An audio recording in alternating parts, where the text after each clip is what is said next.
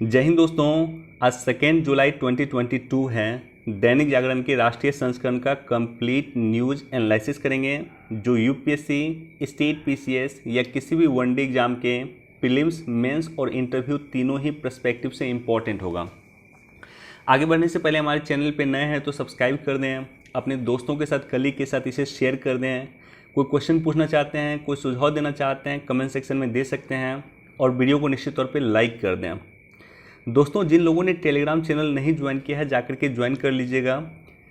Link आपको description में मिल जाएगा। लिंक के थ्रू भी टेलीग्राम चैनल को ज्वाइन कर सकते हैं या टेलीग्राम चैनल पे जाकर के विजडम एजुकेशन सर्च कीजिएगा, हमारा चैनल मिल जाएगा। मैं वहाँ पे जो न्यूज़ इंपॉर्टेंट होता है इसको इस तरह से टिक करके प्रोवाइड करता हूँ।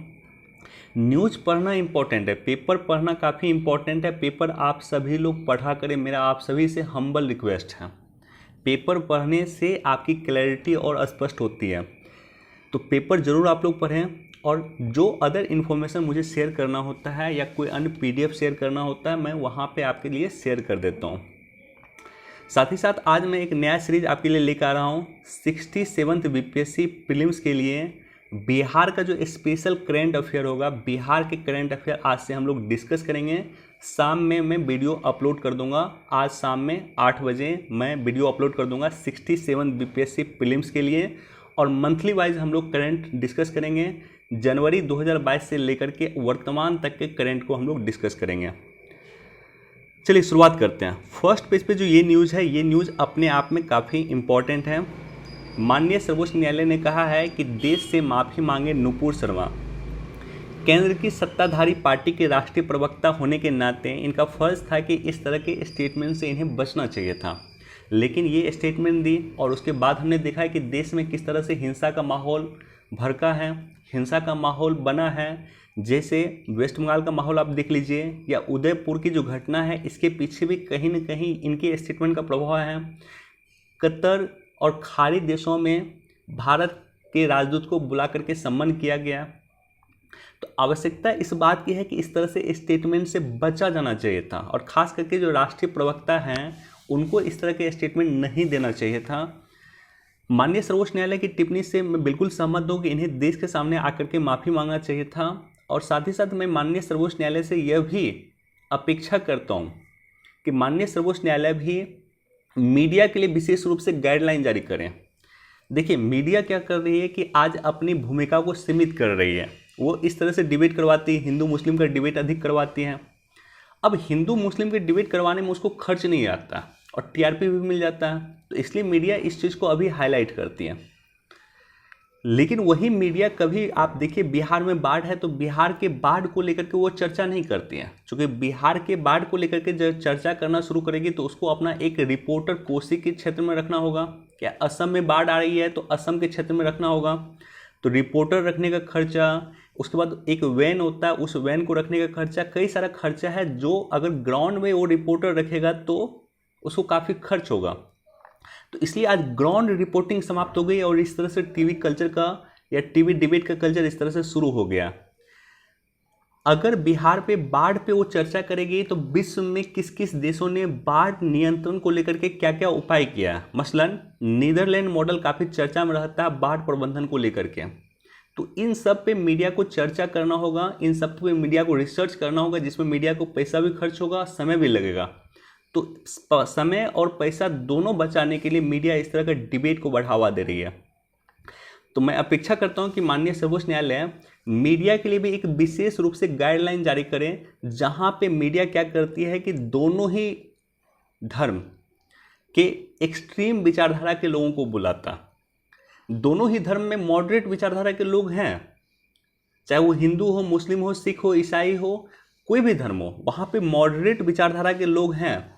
लेकिन ये मॉडरेट विचारधारा के लोगों को नहीं बुलाते हैं, वो एक्सट्रीम विचारधारा के लोगों को बुलाते हैं, जो कहीं ना कहीं सही नहीं है, समाज पे उसका निगेटिव इम्पैक्ट है।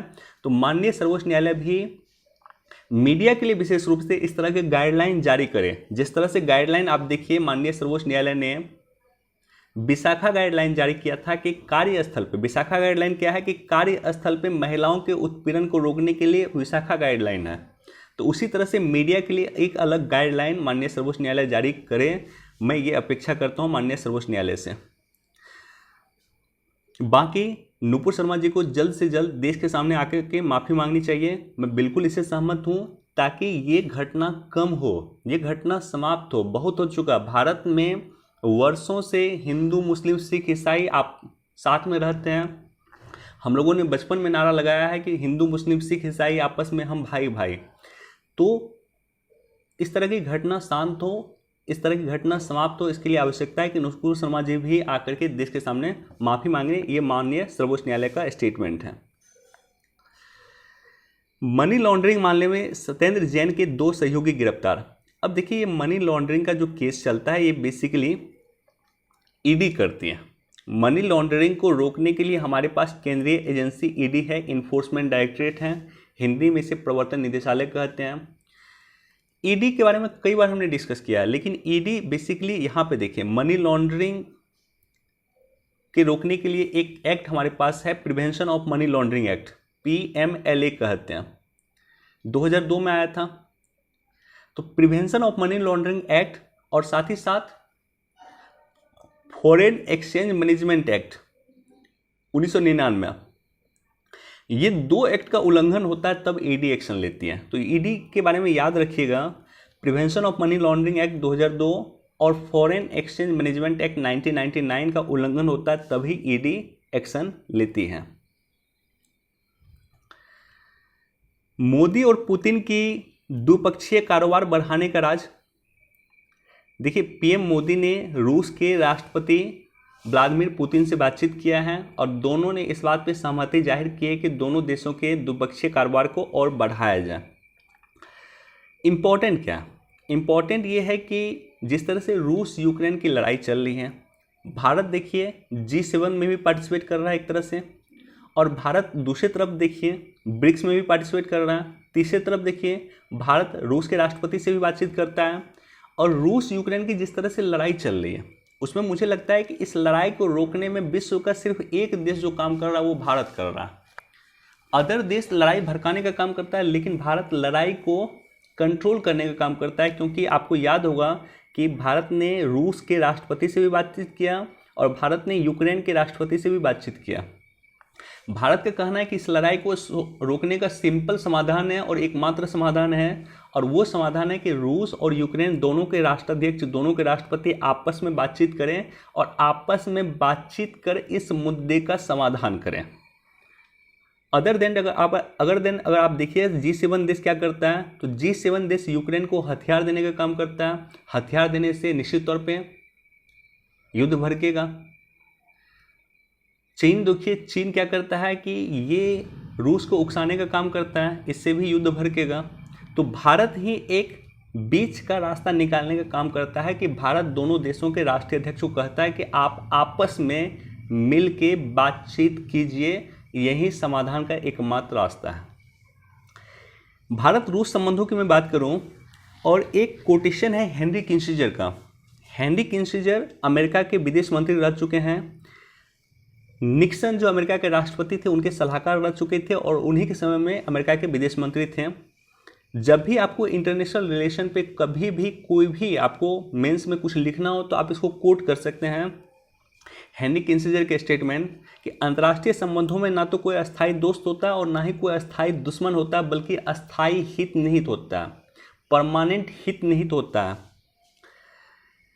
नई दिल्ली में 21वें भारत रूस वार्षिक शिखर सम्मेलन का आयोजन किया गया था पिछले वर्ष 2021 में, जिसके अंतर्गत दोनों देशों के विदेश मंत्री और रक्षा मंत्री की पहली 2+2 वार्ता संपन्न हुई।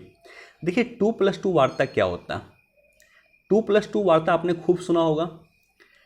एक देश के रक्षा मंत्री और एक देश के विदेश मंत्री दूसरे देश के रक्षा मंत्री और दूसरे देश के विदेश मंत्री के साथ मिलकर बातचीत करते हैं, उस स्थिति को कहा जाता है 2+2 वार्ता। विदेश मंत्री और रक्षा मंत्री मतलब दोनों देश के, भारत के रूस के विदेश मंत्री और रक्षा मंत्री दोनों मिलकर बातचीत करेंगे तो इसे 2+2 वार्ता कहा जाएगा। स्ट्रेटजिक तौर पे ये काफ़ी महत्वपूर्ण होता है, रणनीतिक रूप से ये काफ़ी महत्वपूर्ण होता है। ट्राइड एंड ट्रस्टेड पार्टनर रूस है, ये पुतिन ने कहा था 2021 में जब भारत रूस शिखर सम्मेलन का आयोजन किया गया था, और ये प्रत्येक वर्ष आयोजन होता है। एक वर्ष रूस में होता है और एक वर्ष भारत में होता है। 2021 का आयोजन हुआ था भारत में, 2022 का आयोजन रूस में होगा। तो इसमें पुतिन ने कहा था कि Bharat tried and trusted partner है हमारा।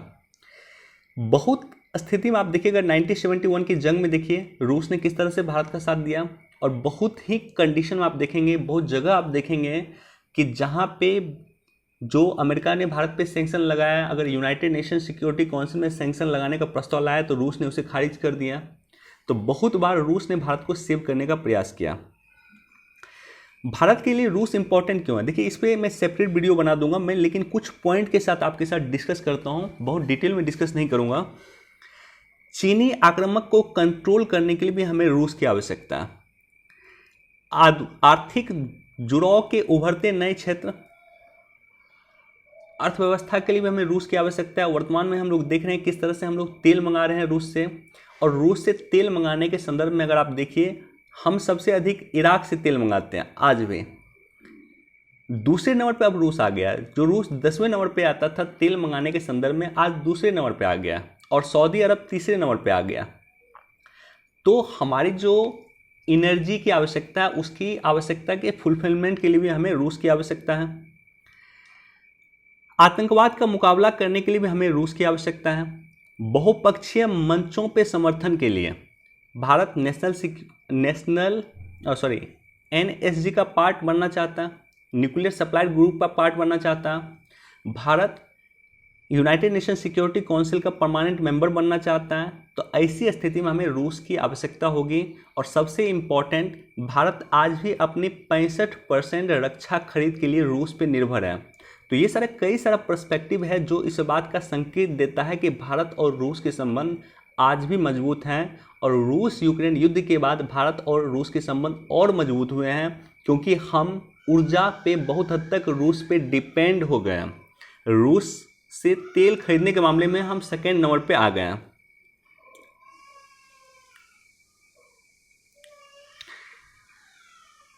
सिंगल यूज प्लास्टिक पे पाबंदी के लिए बनाया 2 लाइन एक्शन प्लान राय।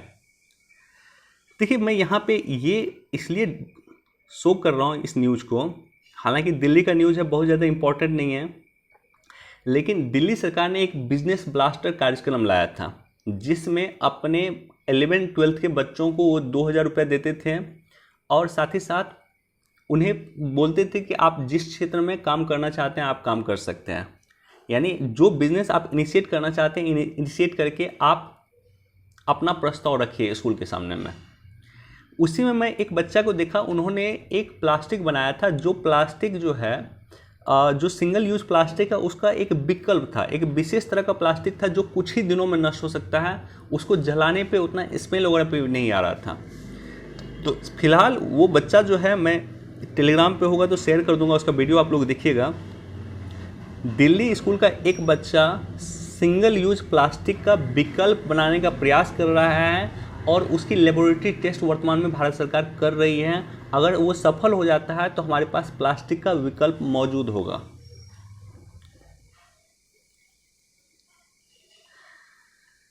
व्हाट्सएप ने करीब 19 लाख भारतीय खातों किए प्रतिबंधित। अब कितना प्रतिबंधित किए आंकड़ा इंपॉर्टेंट नहीं है, इंपॉर्टेंट ये है कि आखिर प्रतिबंधित क्यों किया और प्रतिबंधित कैसे किया। तो आईटी नियम 2021 के अनुसार इन्हें प्रतिबंधित किया गया। तो अब आपके लिए इंपॉर्टेंट है कि आईटी नियम 2021 क्या है, और इसी आईटी नियम 2021 के तहत 19 लाख खातों को प्रतिबंधित किया गया। तो सबसे इंपॉर्टेंट कि आईटी नियम 2021 क्या है। तो सरकार द्वारा सूचना प्रौद्योगिकी मध्यवर्ती संस्थानों के लिए दिशा निर्देश और डिजिटल मीडिया आचार संहिता 2021 नियमों को अधिसूचित किया गया था, और ये बेसिकली किया गया था 25 फरवरी 2021 को अधिसूचित किया गया था। अब इसको अगर आप देखिएगा तो ये बेसिकली 3 कार्य करता है। एक तो ओटीटी प्लेटफॉर्म जो हमारा है, जैसे अमेजॉन हो गया जिसपे हम लोग मूवी देखते हैं, तो उस ओटीटी प्लेटफॉर्म को रेगुलेट करने का काम करता है। दूसरा यह है कि सोशल मीडिया को रेगुलेट करने का काम करता है, जिसमें व्हाट्सएप, फेसबुक, ट्विटर ये सब हैं। तीसरा इसी के तहत अगर आप देखेंगे डिजिटल मीडिया को रेगुलेट करने का काम करता है, जैसे लल्लन टॉप वगैरह है। तो ये तीनों को रेगुलेट करने के लिए सरकार लाया था IT rule, new IT rule 2021 भी इसे कहते हैं, या हिंदी में अगर आप कहिएगा तो सूचना प्रौद्योगिकी मध्यवर्ती संस्थानों के लिए दिशा निर्देश और डिजिटल मीडिया आचार संहिता 2021 नियम भी इसे कहते हैं। अब देखिए सोशल मीडिया के लिए क्या किया गया था कि शिकायत निवारण तंत्र की अनिवार्यता थी कि एक शिकायत निवारण अधिकारी की नियुक्ति किया जाए और वो भारत में ही किया जाए। शिकायत अधिकारी भेजी गई शिकायत को 24 घंटे के भीतर प्राप्त करेगा और 15 दिन के भीतर उसका समाधान करेगा। उपयोगकर्ता की ऑनलाइन सुरक्षा और गरिमा सुनिश्चित करना, यह भी कहा गया था कि जो यूजर है उसकी ऑनलाइन सुरक्षा कीजिए और उसकी गरिमा को सुनिश्चित करने का भी काम होगा। कंटेंट की शिकायत मिलने के 24 घंटे के भीतर उसे हटाना होगा या उसे निष्क्रिय करना होगा यदि मामला संगीन अपराध का हो, मामला बलात्कार जैसी घटना को, मामला रेप जैसी घटना को हो, तो उससे संबंधित जो कंटेंट होगा उसे 24 घंटे के भीतर हटाना पड़ेगा सोशल मीडिया से। प्रमुख सोशल मीडिया द्वारा अतिरिक्त जांच पड़ताल का पालन, तो ये किया गया था कि नए नियमों के अनुसार मुख्य अनुपालन अधिकारी, एक नोडल संपर्क व्यक्ति और एक रेजिडेंट शिकायत अधिकारी की नियुक्ति करने की आवश्यकता है और नियुक्ति किए जाने वाले सभी व्यक्ति भारत के निवासी होना चाहिए।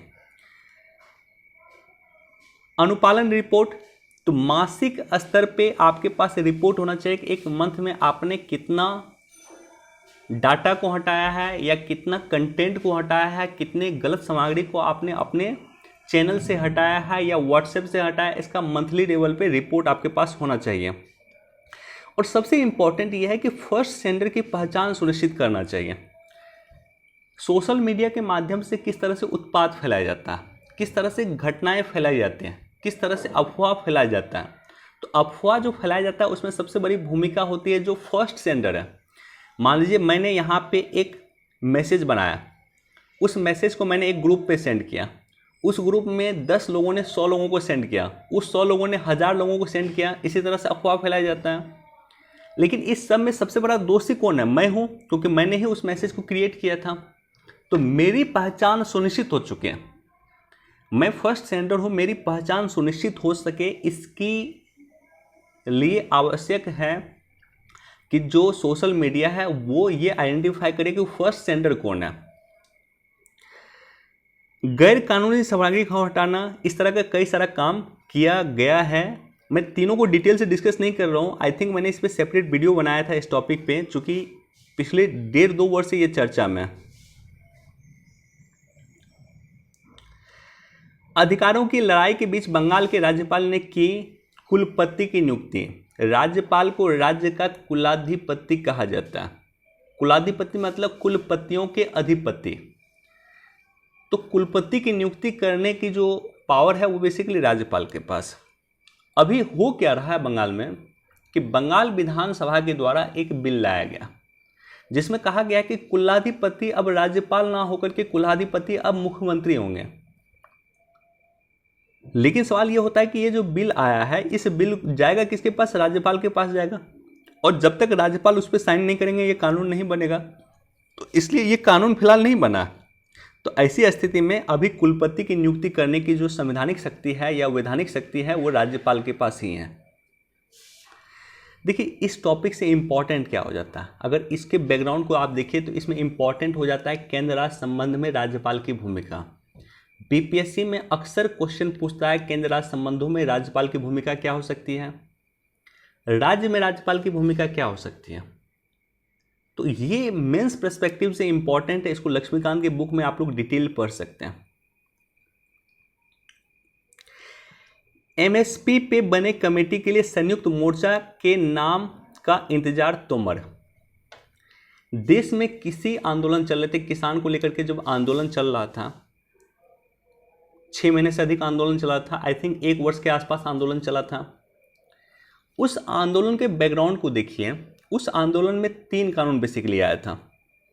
एक तो एपीएमसी कानून आया था, एपीएमसी में रिफॉर्म्स करना था। एग्रीकल्चर प्रोड्यूस मार्केटिंग कमेटी इसे कहा जाता है, इसे मंडी एक्ट भी कहा जाता है। दूसरा जो आया था वो essential commodity act, essential commodity act 1955 में सुधार करना था, और तीसरा जो था कॉन्ट्रैक्ट फार्मिंग में सुधार करना था। ये 3 था। इस तीनों पे मैंने सेपरेट वीडियो बनाया था। सबसे अधिक आपत्ति था एपीएमसी एक्ट को लेकर के, मंडी एक्ट को लेकर के। और जब किसान आंदोलन समाप्त कर रहे थे तब किसान ने सरकार से कहा था कि आप एमएसएमई में किसी तरह को एमएसपी को समाप्त नहीं कीजिएगा। एमएसपी को सरकार समाप्त नहीं करेगी, इसलिए सरकार एक कमेटी बनाए।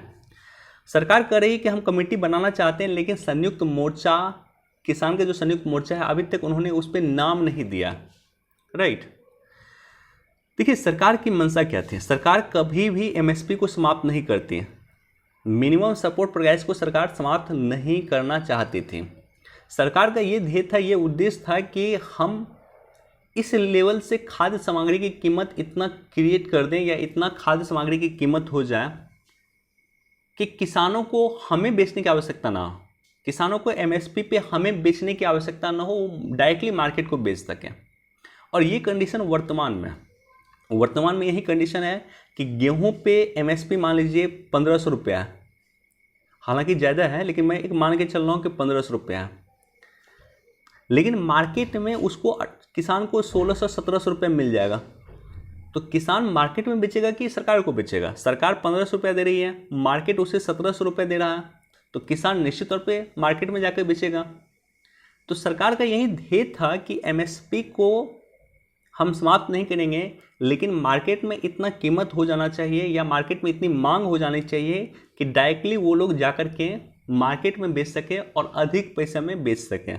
इससे निश्चित तौर पे किसानों को ही फायदा होगा।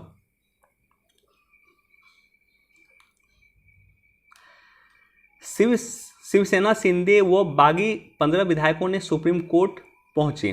देखिए मैंने एक सेपरेट वीडियो बनाया था दल बदल कानून, आप लोग देख लीजिएगा। जो महाराष्ट्र की घटना हुई है बेसिकली दल बदल से संबंधित है, तो वो मैंने टेलीग्राम पे शेयर भी किया था, आप लोग उसको जाकर के डिटेल में देख लीजिएगा। कन्हैयालाल के हत्यारे रियाज का 26/11 कनेक्शन। देखिए मैं बस चर्चा थोड़ा बहुत करना चाहता हूं कि केंद्रीय एजेंसी को, या जो हमारी देश की एजेंसी है, उसको इस तरह से सचेत होना चाहिए। इन्होंने, जो कन्हैयालाल के हत्यारे थे, इन्होंने 2013 में एक बाइक खरीदा, और उस बाइक के नंबर 26/11 प्राप्त करने के लिए उन्होंने 5000 रुपये अधिक दिया। मतलब 5000 अधिक देकर के 26/11 नंबर वो लिया। 26/11 इंपॉर्टेंट क्यों है? क्योंकि 26/11 2008 को मुंबई में टेरर अटैक हुआ था, हम सभी को ज्ञात है। तो 26/11 भारत के लिए एक घाव है, और जब भी अगर कोई व्यक्ति इस तरह की गाड़ी का संख्या भी परचेज करता है, तो केंद्रीय एजेंसी को सचेत हो जाना चाहिए था, देखना चाहिए था कि आखिर क्यों ऐसा हो रहा है।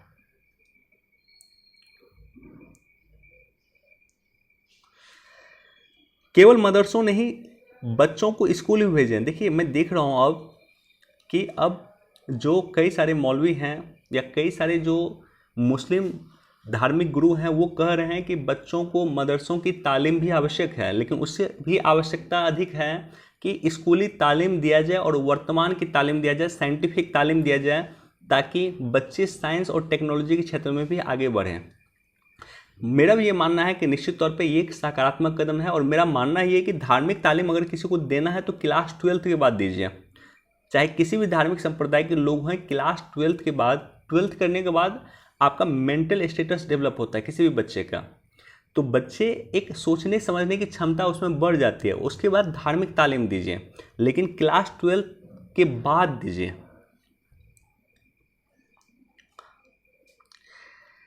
नई शिक्षा नीति से हो रहा है राष्ट्र का निर्माण। नई शिक्षा नीति के बारे में आप लोग पढ़ लीजिएगा, अगर नहीं पढ़े हैं तो पढ़ लीजिएगा डिटेल में। ये टॉपिक अपने आप में काफ़ी इंपॉर्टेंट टॉपिक है।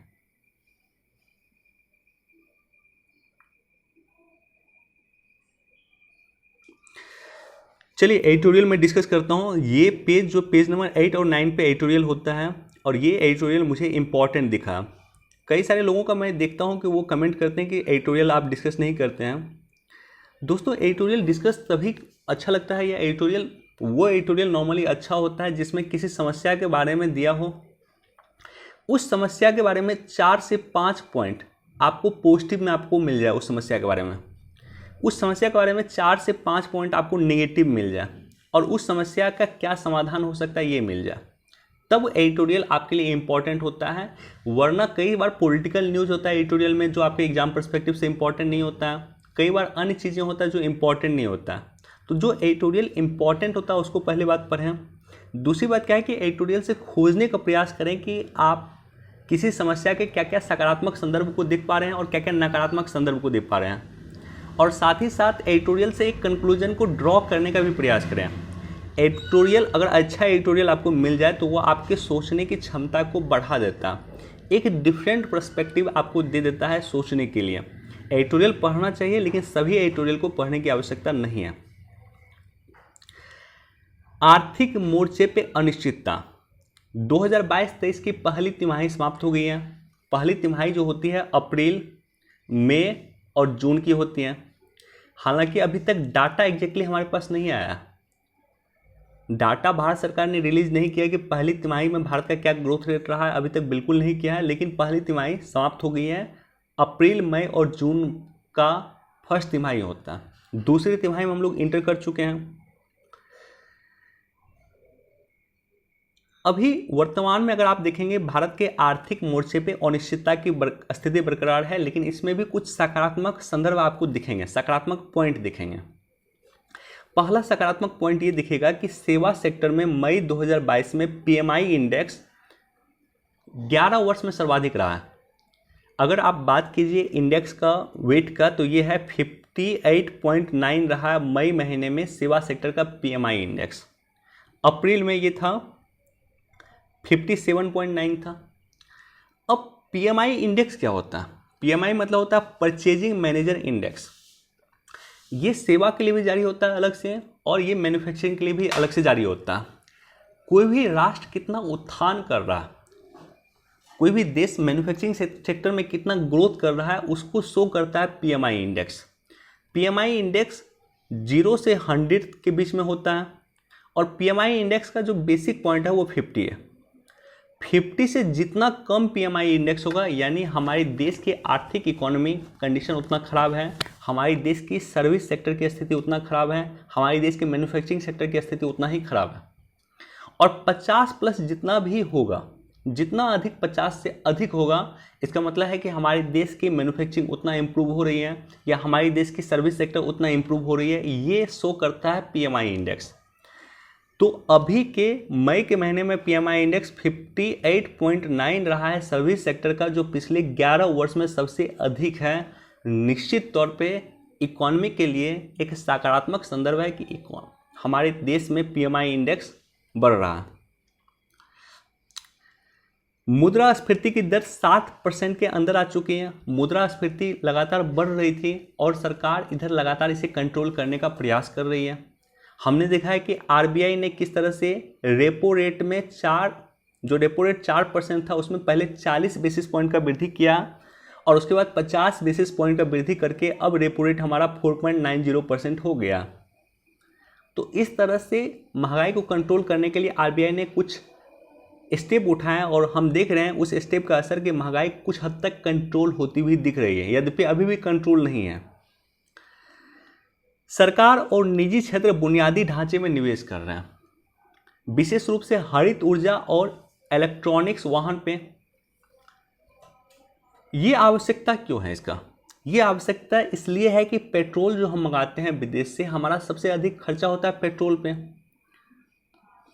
तो हमारी फॉरेक्स रिजर्व को सिक्योर करने के लिए, हमारी जो करेंट अकाउंट डेफिसिट है उसको कम करने के लिए, राजकोषीय घाटा को कम करने के लिए हमें आवश्यकता है कि निजी क्षेत्र भी शामिल हो बुनियादी ढांचा के इन्वेस्टमेंट में। एक उदाहरण मैं देता हूँ। बिहार में अगर आप देखिएगा तो रिन्यूएबल एनर्जी के लिए, इथेनॉल प्लांट के लिए, रिन्यूएबल एनर्जी तो नहीं करूँगा, इथेनॉल प्लांट खुला है। पूर्णिया में सबसे बड़ा इथेनॉल प्लांट हमारा खुला है। तो इस तरह से कई सारा कार्य बिहार में हो रहा है। इथेनॉल प्लांट खुल रहा है जो पेट्रोल का एक विकल्प बनने का प्रयास किया जा रहा है उसके माध्यम से। इसके अलावा इलेक्ट्रॉनिक्स गाड़ियों को बढ़ावा दिया जा रहा है। तो कई सारा काम देश में हो रहे हैं वर्तमान में, जिसको देख के आपको लगेगा कि बुनियादी ढांचा पे सरकार इन्वेस्टमेंट कर रही है, और विशेष रूप से हरित ऊर्जा पे सरकार इन्वेस्टमेंट कर रही है। दूसरा रीज़न ये भी है कि हम 2070 तक नेट न्यूट्रल होना चाहते हैं, इसलिए भी ये आवश्यक है। उसके अलावा देखेंगे आप कि बुनियादी ढांचा पे इन्वेस्टमेंट के लिए सरकार ने PLI योजना शुरू किया था। PLI योजना वर्ष 2020 में शुरू किया गया था, आई थिंक अप्रैल महीने में, कोरोना के बाद जब विश्व में सप्लाई चेन प्रभावित हुआ, तो ऐसी कंडीशन में भारत ने आत्मनिर्भर भारत योजना के तहत PLI योजना की शुरुआत किया था, प्रोडक्शन लिंक इंसेंटिव योजना की शुरुआत किया था, जिसमें सरकार ने कहा था कि जितना आपका अधिक प्रोडक्शन होगा उतना ही हम अधिक आपको सब्सिडी देंगे। मानसून की वर्तमान में स्थिति अच्छी है, तो ऐसी कंडीशन में जो ग्रामीण अर्थव्यवस्था है वो उसका इम्प्रूवमेंट होगा, फसल की पैदावार बढ़ेगी और वैश्विक चुनौती के बावजूद हमारा निर्यात बढ़ रहा है। तो ये सब सकारात्मक संदर्भ हैं आर्थिक मोर्चे को लेकर के। अब कुछ नकारात्मक संदर्भ भी हम लोग देखते हैं। एक तो यह है कि रुपये लगातार गिर रहा है। रुपये लगातार गिर रहा है, उसका कई सारा कारण है। एक कारण तो यह भी है कि जो हम लोग गोल्ड मंगाते हैं, मैं देख रहा था डाटा, नीचे मैं बिजनेस पेज पे आपके साथ डिस्कस भी करूंगा कि गोल्ड जो है पिछले वर्ष के कंपेयर लगभग 700-800% एक्स्ट्रा हम लोग मंगाए हैं। तो गोल्ड मंगाना, इतना अधिक गोल्ड मंगाएंगे तो भी हमारे देश की फॉरेक्स रिजर्व कम होगी, और फॉरेक्स रिजर्व जैसे जैसे कम होगी वैसे वैसे हमारा रुपया गिरता जाएगा। अभी के समय में हम लोग देख रहे हैं रुपये 80 के करीब आ चुका है, यानी $1 में 80 रुपये अब होने वाला है। महंगाई अभी भी लगातार बरकरार है। RBI महंगाई को कंट्रोल करने के लिए अपेक्षित प्रयास कर रहे हैं, और इसके साथ साथ अगर आप देखिए, अच्छी बात यह है कि हमारे देश में निर्यात भी बढ़ रहा है। लेकिन गलत बात यह है कि जिस स्पीड से निर्यात बढ़ रहा है उस स्पीड से, उसके दोगुने स्पीड से आयात बढ़ रहा है। तो यानी निर्यात और आयात के बीच में जो गैप है वो गैप बढ़ रहा है बेसिकली, और गैप बढ़ रहा है इसका मतलब है कि चालू खाता घाटा बढ़ रहा है, जो किसी भी देश की अर्थव्यवस्था के लिए अच्छी नहीं होती है। तो ये सारा कई सारा निगेटिव पर्सपेक्ट है आर्थिक मोर्चे को लेकर के। तो राइटर का कहना है कि पॉजिटिव भी हमें दिख रहा है और नेगेटिव भी हमें दिख रहा है। तो एक अनिश्चितता की स्थिति बरकरार है इकोनॉमी में कि इकोनॉमी में क्या होने वाला है, राइट। बाकी इस एडिटोरियल को पढ़ लीजिएगा। अब देखिए, ये एडिटोरियल आपको पढ़ने की बिल्कुल आवश्यकता नहीं, इसको इग्नोर कीजिए। विज्ञान में खत्म हो लैंगिक असमानता, एक रिपोर्ट है नेचर टुडे का, तो एक बार देख सकते हैं, और साथ ही साथ एक पॉइंट आप लोग नोट कर सकते हैं। यानी जब लैंगिक असमानता के बारे में आपको लिखना होगा तो एक एज अ पॉइंट आप इसको कोट कर सकते हैं वहां पे कि नेचर टुडे के अनुसार विज्ञान में लैंगिक असमानता कम हो रहा है, बस एक पॉइंट। वैश्विक मंचों पे भारत का निरंतर बढ़ता कर, देखिए टॉपिक काफ़ी इंपॉर्टेंट है, लेकिन इस एडिटोरियल को लिखा बहुत अच्छे से नहीं गया। चूँकि मैंने जो एडिटोरियल पढ़ा है मुझे पढ़ने में बहुत मज़ा नहीं आया। बेसिकली G7 के बारे में दिया हुआ, G7 के बारे में ऑलरेडी हमने कई बार डिस्कस किया है, और 2-3 पॉइंट यहाँ पे दिया हुआ जो चर्चा किया था। बेसिकली जब एडिटोरियल हो तो मैं चाह रहा था कि इस एडिटोरियल को थोड़ा और प्रिसाइज अगर ये लोग लिखते हैं या प्रिसाइज कुछ और इन्फॉर्मेशन देने का काम करते तो मेरे लिए भी अच्छा होता, आप लोग के लिए भी अच्छा होता। लेकिन उस तरह से पॉइंट ऑफ व्यू नहीं रखा, 2-3 पॉइंट ऑफ व्यू रखा है, मैं डिस्कस ही कर देता हूँ। देखिए G7 के बारे में एक बेसिक इन्फॉर्मेशन ये है कि G7 में 7 देश हैं, Canada, France, Germany, Italy, Japan, United kingdom और USA। 7 देश इसमें हैं। 1975 में इसका गठन किया गया था, और 1975 में इसका गठन किया गया था क्योंकि 1970 के दशक में खाड़ी देशों में जो है तेल संकट की स्थिति थी। तो खाड़ी देशों के तेल संकट की स्थिति का वैश्विक प्रभाव दिख रहा था, इसलिए ये 7 देश मिले और इन्होंने G7 की शुरुआत किया था, क्योंकि वैश्विक ऊर्जा की समस्या के समाधान करे ये देश आपस में मिलकर, इसी बात का ध्येय था, इसी का उद्देश्य था। 1998 में रूस में इसमें शामिल किया गया है, और 2014 में जो क्रीमिया है, यूक्रेन का पार्ट था क्रीमिया, उसको रूस ने अधिग्रहण किया, और उसके बाद 2014 में G8 से इसको बाहर कर दिया गया, रूस को बाहर कर दिया, फिर ये देश G7 बन गया। तो ये सब बेसिक पॉइंट है। अब मैं आता हूँ ये समिट पे। 48 समिट हुआ है G7 जो जर्मनी में हुआ है। इस एडिटोरियल को अगर आप पढ़ेंगे तो एक इम्पॉर्टेंट जो पॉइंट रखा गया है वो रखा गया है चीन की बेल्ट एंड रोड इनिशिएटिव जो है जो एक इंफ्रास्ट्रक्चर परियोजना है, विश्व के कई सारे देशों को चीन पैसा देता है, लोन देता है, इंटरेस्ट देता है और वहाँ पे अवसंरचना डेवलप करता है, इंफ्रास्ट्रक्चर डेवलप करता है। और वो देश अगर चीन को पैसा नहीं लौटा पाता है तो ऐसी स्थिति में वहाँ के कोई सरकारी कंपनी या किसी पर्टिकुलरली पार्ट का वो अधिग्रहण कर लेता है। मसलन श्रीलंका में हम्बनटोटा पोर्ट को देखिए, चीन ने श्रीलंका को पैसा दिया, कर्ज दिया, श्रीलंका उस कर्ज को चुकाने में नाकाम रहा तो चीन ने हम्बनटोटा बंदरगाह को 99 ईयर के लिए लीज पे ले लिया। और इस तरह का काम चीन यूरोप के कई सारे देशों में कर चुका। तो ऐसी स्थिति में आवश्यकता इस बात की थी कि G7 के देश भी एक ऐसी परियोजना की शुरुआत करें जो चीन की BRI योजना का मुकाबला कर सकें। और इसके लिए चर्चा किया जा रहा है कि $600 अरब की अवसंरचना इंफ्रास्ट्रक्चर परियोजना की शुरुआत G7 देश करेंगे। हालांकि ये पिछले वर्ष भी चर्चा में हुआ था, लेकिन इस पर कोई ठोस स्टेप नहीं उठाया गया। इस बार भी ये चर्चा में रहा है कि चीन की बेल्ट एंड रोड इनिशिएटिव परियोजना के मुकाबला करने के लिए हम लोग $600 अरब की अवसंरचना का निर्माण करेंगे जो विश्व के देशों को हम लोन देंगे। और हम कहेंगे कि आप चीन से पैसा मत लो, हम आपको लोन देते हैं, आप अपने यहाँ इंफ्रास्ट्रक्चर बनाइए, आप अपने यहाँ रोड बनाइए, आप अपने यहाँ ट्रांसपोर्ट बनाइए, आप अपने यहाँ एयरपोर्ट बनाइए। दूसरा पर्सपेक्टिव इसमें डिस्कस किया गया है कि पीएम मोदी का जो स्पीच है, पीएम मोदी ने कहा है कि विश्व में 17% हमारी आबादी है और कार्बन इमिशन हम महज 5% करते हैं। G7 देश जो है, जितने भी G7 के देश हैं, सभी देश की कुल जनसंख्या भी भारत की जनसंख्या के बराबर नहीं है। बावजूद G7 के देश विश्व में 50% से अधिक कार्बन इमिशन करते हैं। अब सोच के देखिए, G7 की कुल जनसंख्या भारत की जनसंख्या के बराबर नहीं है और ये लोग 50% कार्बन इमिशन अकेले यूज करते हैं, भारत महज 5% कार्बन इमिशन यूज करता है। विश्व में पूरी तरह से सौर संचालित एयरपोर्ट भारत में है। 10% इथेनॉल मिलाने का टारगेट हमने 5 माह पहले कंप्लीट किया है और 40% रिन्यूएबल एनर्जी से हम ऊर्जा उत्पादन करना शुरू कर दिए हैं। ये सब माननीय प्रधानमंत्री जी का यहाँ पे स्टेटमेंट था। तो यहीं पे कुछ पॉइंट यहाँ पे इस एडिटोरियल में डिस्कस किया गया था, वो मैंने आपके साथ चर्चा किया है। हालांकि देखिए, G7 को लेकर के ये एडिटोरियल में डिस्कस किया गया।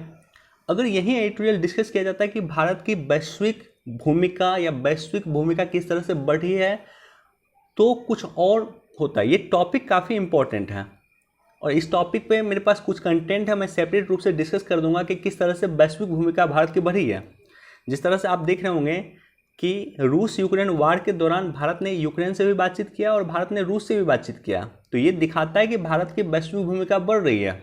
और ऐसा माना जाता है कि रूस यूक्रेन युद्ध में अगर कोई मध्यस्थता की भूमिका निभा सकता है तो वो भारत ही निभा सकता है। तो इस सारे संदर्भों को डिस्कस करना चाहिए था, जो राइटर ने नहीं किया।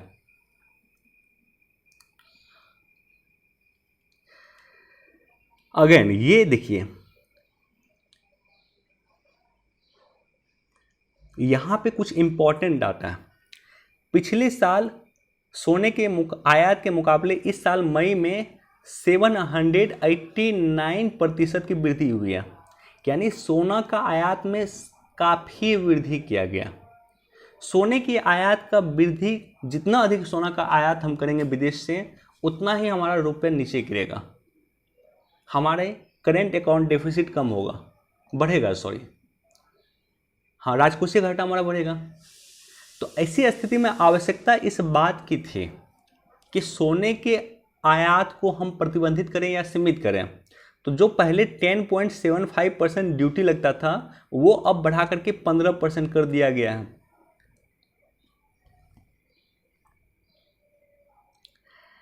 जून में 1.44 लाख जीएसटी संग्रह रहा है। जीएसटी लागू होने के बाद एक अच्छा जीएसटी आप इसको कह सकते हैं, क्योंकि जब जीएसटी लागू हुआ था तब सरकार का टारगेट था कि प्रत्येक महीना जीएसटी संग्रह हमको 1 लाख करोड़ से अधिक होना चाहिए, और अब हम लोग देख रहे हैं कि लगातार जीएसटी संग्रह हमारा 1 लाख करोड़ से अधिक आ रहा है।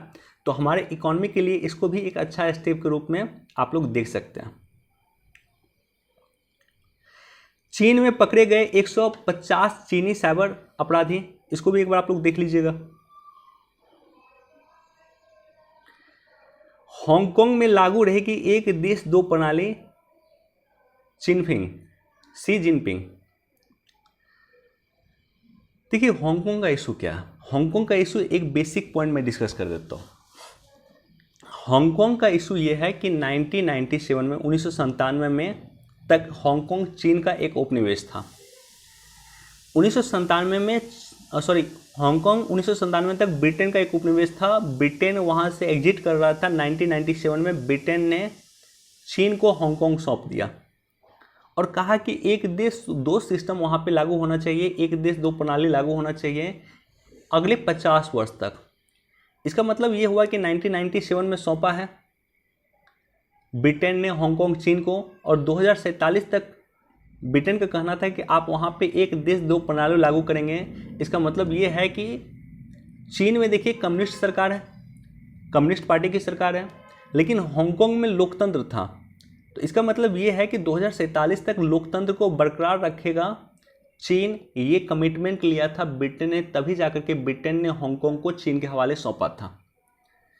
एक देश होते हुए यहाँ पे अलग सिस्टम था, अलग प्रणाली था, यहाँ पे लोकतंत्र था, यहाँ पे चीन की आलोचना किया जा सकता था। 2019 में हमने देखा है कि किस तरह से हांगकांग का पूरी तरह से अधिग्रहण कर लिया चीन ने, और भले ही चीन के राष्ट्रपति कह रहे हो कि हांगकांग में एक देश दो प्रणाली लागू रहेगा, लेकिन अब हम लोग देख रहे हैं वहाँ ऐसा नहीं है। कठपुतली सरकार को वहाँ पे बैठा दिया गया है। चीन की आलोचना करने वाले को हांगकांग में जेल भेज दिया जाता है।